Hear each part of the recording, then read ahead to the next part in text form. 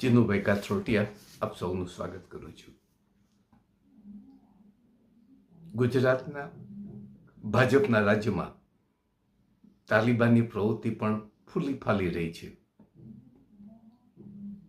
મયુર જાની અને દિલીપભાઈ પટેલ બંનેનો વિડીયો આજે યુટ્યુબ ઉપર જોયો.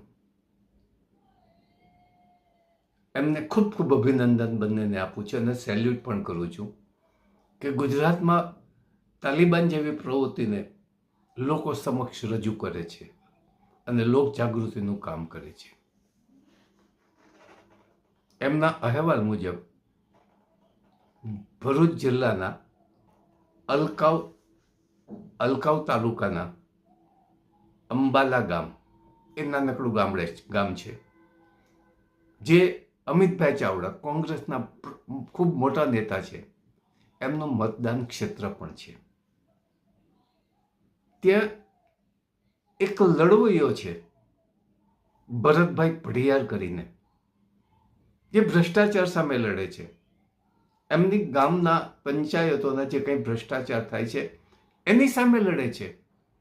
હવે એ ભ્રષ્ટાચાર માટે એણે ઉચ્ચ કક્ષાએ રજૂઆત કરી, કલેક્ટરને, જિલ્લા વિકાસ અધિકારીને, મુખ્યમંત્રીને, પરંતુ કોઈ દાદ ન આપી. કારણ કે ભ્રષ્ટાચાર કરનાર મોટાભાગના સરપંચો ભાજપના માણસો હોય છે, ભાજપના કાર્યકર અથવા ભાજપના નેતા હોય છે.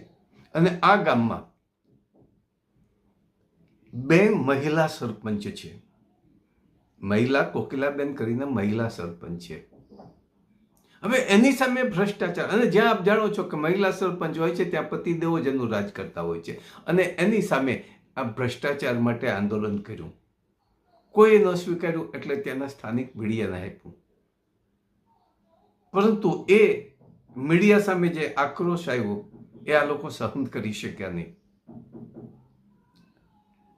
ભરતભાઈ પઢિયાર ગામમાંથી પસાર થતા હશે ત્યાં આ લોકો ગાડી લઈને પહોંચ્યા, એને પકડી લીધો. એટલે કે એમના પત્ની કોકિલાબેને અહેવાલ મુજબ પકડી રાખ્યો.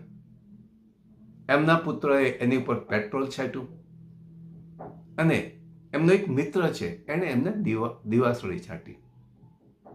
અને ક્રૂરતા તો એટલી બધી થઈ કે કોકિલાબેનના પતિ દિનેશભાઈ એને લાત મારીને પાડી દીધો. આ ઘટના સ્થળે ગામના લોકો તો હશે, પરંતુ નવાઈની વાત એ છે કે એકલ દોકલ વ્યક્તિને